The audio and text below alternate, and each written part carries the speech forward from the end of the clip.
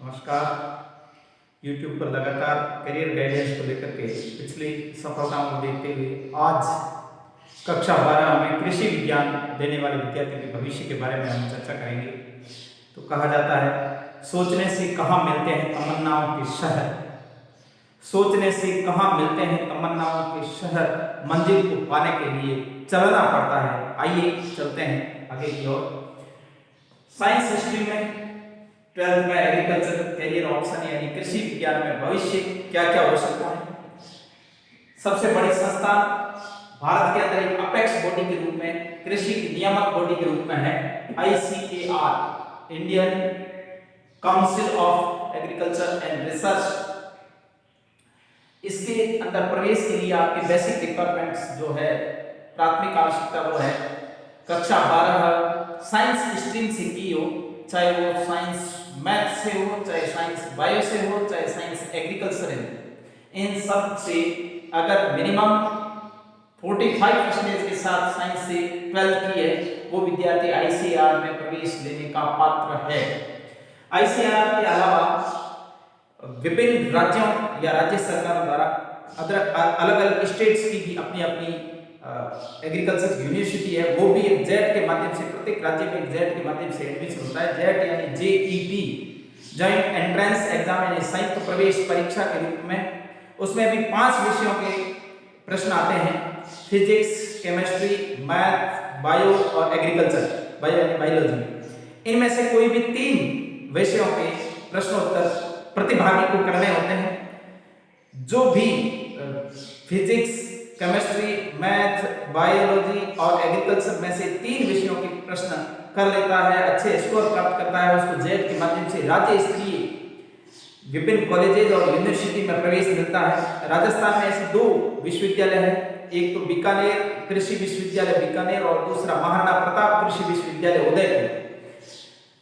यहाँ तक बात कंप्लीट हुई, आगे बढ़ते हैं। और कृषि विज्ञान में BSc डिग्री कोर्सेज, जो 4 साल की BSc डिग्री होती है, 4 इयर्स की डिग्री कोर्सेज है।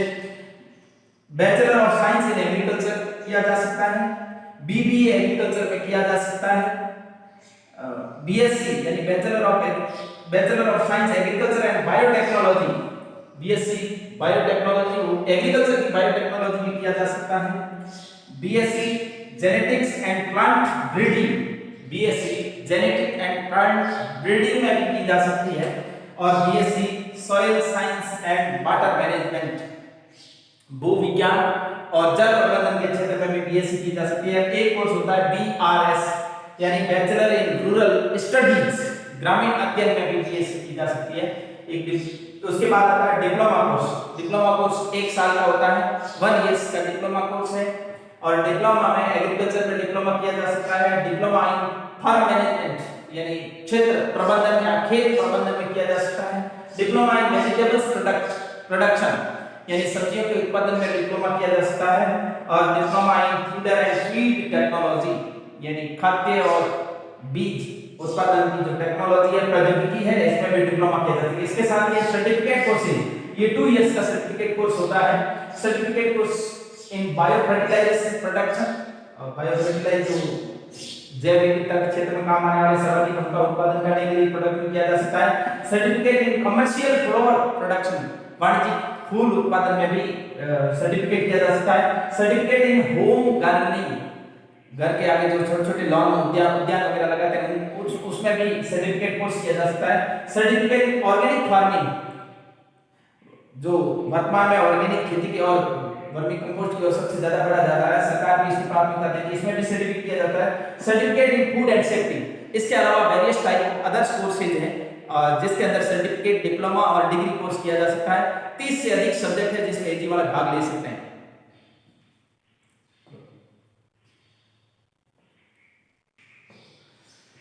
आगे है काजरी आफरी, ICAR काजरी और आफरी।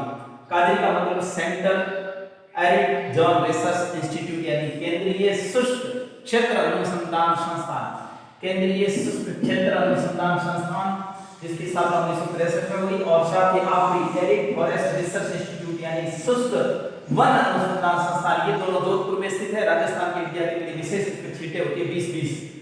इनमें भी दोनों में रिसर्च करने के लिए विद्यार्थी जा सकते हैं। साथ ही एग्रीकल्चर में जॉब सिक्योरिटी क्या क्या होती है उसके बारे में, यानी एग्रीकल्चर साइंटिस्ट बन सकते हो, ये रिसर्च सेक्टर है। वैज्ञानिक, कृषि वैज्ञानिक बनने के लिए भी एग्रीकल्चर होना अनिवार्य है।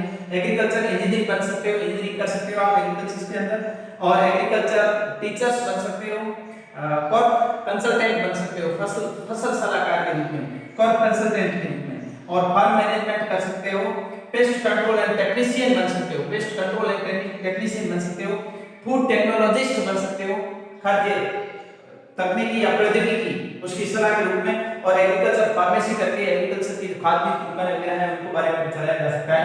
एग्रीकल्चर सुपरवाइजर जो वर्तमान में राजस्थान सरकार द्वारा एक वैकेंसी जारी की गई थी जिसमें कृषि पर्यवेक्षकों की नियुक्ति राजस्थान में भी वर्तमान में हुई है 1800 के करीब लोगों की, जिसमें राजस्थान इस क्षेत्र के शिव क्षेत्र के सरस्वती विद्या मंदिर संस्थान के भी 7-8 विद्यार्थियों का सिलेक्शन हुआ, और एक वैकेंसी आ रही है डबल AOP यानी असिस्टेंट एग्रीकल्चर ऑफिसर यानी सहायक कृषि अधिकारी के रूप में, ये अधीनस्थ कर्मचारी चयन बोर्ड द्वारा ये इसकी भर्ती वगैरह की जाती है। RPSC भी इसकी भर्ती करती है।